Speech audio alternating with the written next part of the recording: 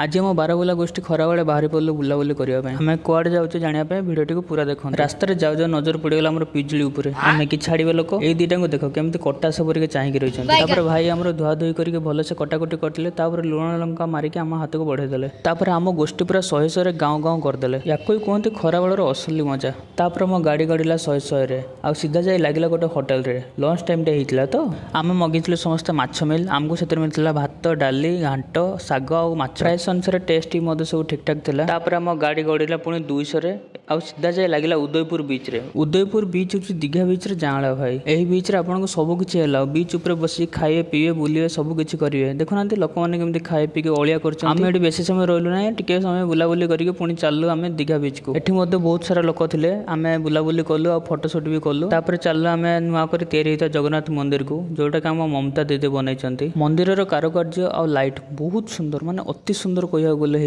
यार जो एरिया अच्छी बहुत बड़ एरिया कराई जिते कॉपी कले कौन हम ओरिजिनल सब ओरिजिनल एम तो आगुरी रसगुल्ला को कहते जगन्नाथ भी कहे।